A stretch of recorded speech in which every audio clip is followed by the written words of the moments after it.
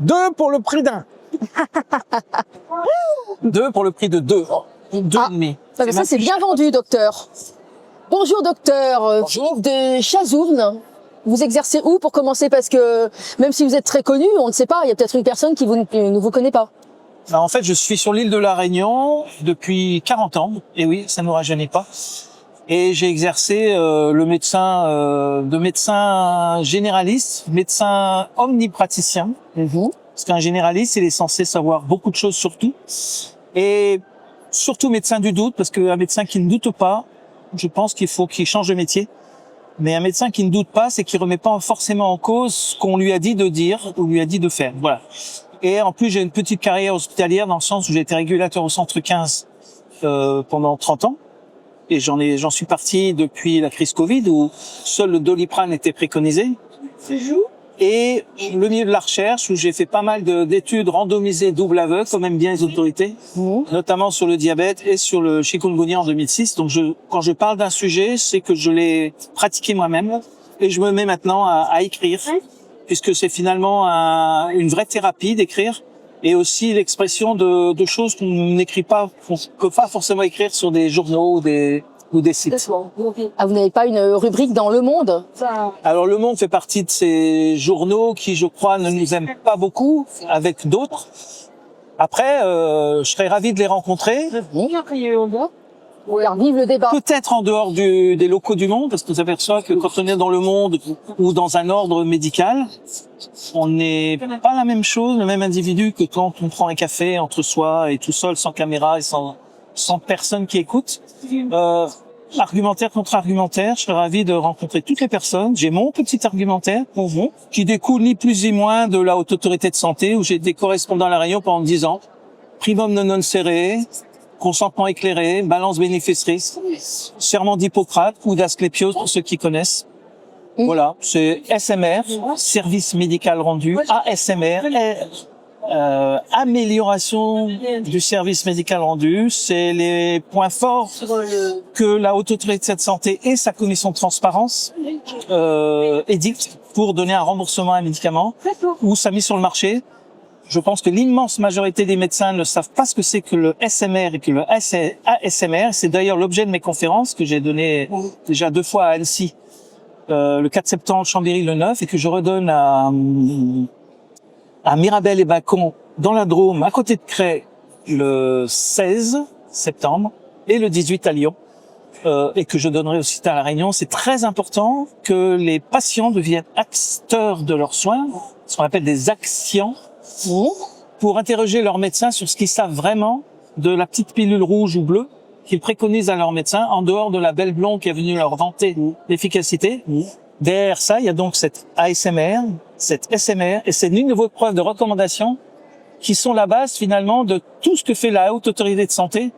Et si déjà on suivait ça, on n'en serait pas là aujourd'hui. Il y a 2 périodes marquantes dans votre parcours de médecin. Le début des années 2000, où vous avez commencé à comprendre des choses, et puis 2020. On peut revenir dessus. Les années 2020 ne sont que la poursuite ou la suite de ce qui s'est passé entre 2000 et 2010, où j'étais correspondant de la Haute Autorité de Santé avec un confrère à La Réunion. Donc j'ai participé à Paris, quasiment bénévolement, sur la mise en place de recommandations dans des groupes de travaux, des groupes de relecture, et aussi à La Réunion, où j'ai formé beaucoup de médecins libéraux et de médecins hospitaliers sur ce qu'on appelle la démarche qualité. Et à cette époque-là, on appelait ça l'évaluation des pratiques professionnelles, EPP, qui servait d'ailleurs à accréditer un service hospitalier ou accréditer un médecin, puisque c'était le rôle, et c'est le rôle de la Haute Autorité de Santé, qui s'appelait l'ANAS, Agence nationale d'accréditation et d'évaluation en santé. Donc 2000-2020, c'est finalement le même parcours, et c'est pour ça d'ailleurs que finalement, dès mars 2020, le 12, chez nous, à La Réunion, j'avais déjà tout compris, et que je me disais, bon, c'est bon, j'avais été auditionné au Sénat sur la grippe H1N1 en 2012, avec un rapport de 600 pages. Nous étions une trentaine à avoir été auditionnés. Il y avait Madame Bachelot, Perron, Raoult, Flao, tous ces gens-là. Et finalement, quand on relit le document, qu'on peut le télécharger sur le net, tout y est. dans ce rapport, sauf les confinements. C'est quelque chose que on ne sait pas d'où ça vient, parce que ça n'avait même pas été évoqué dans ce rapport du HN, hein. Et ensuite, j'avais été auditionné grâce à Gérard Bapt à l'émission Mediator à l'Assemblée nationale, où j'avais proposé un certain nombre de recommandations sur notamment l'influence des conflits d'intérêts dans l'élaboration d'une recommandation. Et j'en profite, puisque c'est une télévision destinée ou un reportage destiné à être écouté et entendu par du public. Oui. Je n'ai absolument aucun conflit d'intérêt, que ça soit avec les laboratoires, que ça soit avec les assurances ou les nouvelles technologies. C'est la loi qui oblige le médecin à les déclarer. Avoir des conflits, ce n'est pas interdit. Ne pas les déclarer, c'est interdit. Voilà. Donc, je tourne autour de ça. Et j'aimerais en débattre avec les personnes du Monde, par exemple, parce que vous citiez ce journal, avec toute autre personnes qui nous prennent peut-être parfois pour des illuminés ou des personnes qui sont, entre guillemets, complotistes. On s'assoit au bord d'une table et puis j'ai été interdit d'exercer à cause de ça, à cause de ces fondamentaux qui n'ont pas été respectés.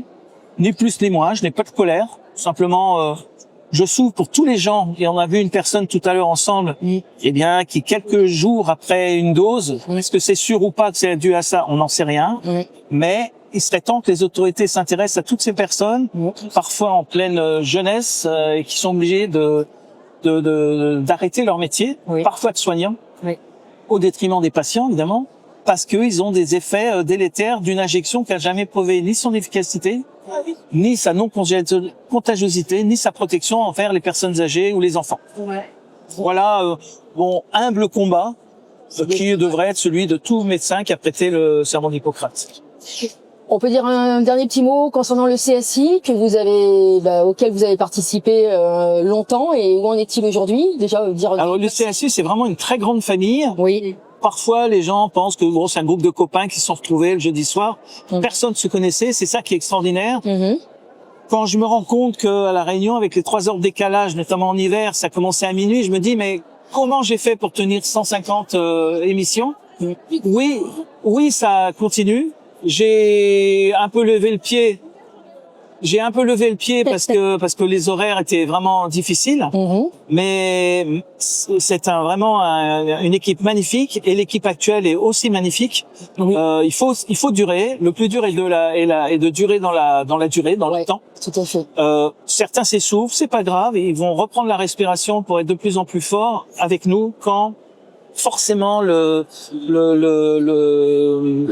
je sais pas comment on appelle ça, le balancier, on va dire, reviendra dans le bon sens, et on s'apercevra que beaucoup d'autres personnes qui nous ont pas forcément comprises nous rejoindra à ce moment-là, et là, nous pensons que ça risque d'être un vrai cataclysme pour les gens qui nous ont traités de tous les noms. C'est pas grave, on n'a pas la colère, on veut simplement retrouver du bon sens, surtout pour nos patients. Justice et vérité. Justice et vérité, et ça prend du temps. C'est toujours très long à démarrer, le monde de la justice, mais elle est infaillible, et c'est comme du marbre. Une fois qu'elle a dicté quelque chose, rien ne peut y faire. Et souvent, je mets dans la dédicace de mes bouquins, du dernier, qui s'appelle Interdit d'exercer, qu'on peut retrouver chez Librinova.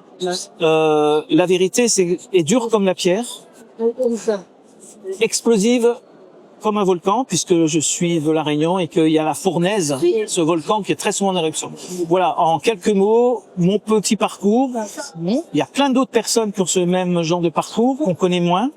Et j'ai presque honte de dire que j'ai eu qu'un seul mois d'interdiction d'exercer. Quand je pense à tous mes confrères pour lesquels c'est des 6 mois, 1 an, 3 ans, c'est bon, voilà, je fais ça pour moi, thérapie, pour mes patients, et aussi beaucoup pour les victimes et les soignants qui ont été victimes des obligations insupportables que l'État a voulu exercer sur le monde de la santé en France. Pour terminer, le CSI, on peut le voir tous les jeudis soirs? Alors c'est tout le jeudi soir. Quelle chaîne? Je crois que c'est un jeudi sur 2. Là c'est la chaîne du CSI. Après ils ont la chaîne Chromebooker, YouTube. Ils ont un site officiel. Ils ont un site officiel que j'incite vraiment à regarder, parce qu'en dehors des vidéos donc des CSI, qui durent en général 2 heures, c'est long, hein, mais qui sont repris souvent par capsule ou qu'on faut revoir en replay. Sur le site même du CSI, il y a un argumentaire écrit qui est extraordinaire face à un tribunal. Et j'incite vraiment les soignants et les patients qui seraient en difficulté face au monde de la justice ou de leurs ordres de se référer à ce site, entre autres, parce qu'il y a probablement d'autres sites, mais le site du CSI est un site que je trouve remarquable, à la force des poignets de quelques-uns, et évidemment tous bénévoles et tous sans aucun conflit d'intérêt. C'est vraiment ce qui fait la différence entre les personnes qu'on voit dans le conseil scientifique dit gouvernemental et des chaînes publiques et toutes les chaînes alternatives qui survivent tant bien que mal et la plupart sans aucun conflit d'intérêt. Exactement. Merci à vous. En tout cas. Un grand merci, Ben, voilà. cher docteur.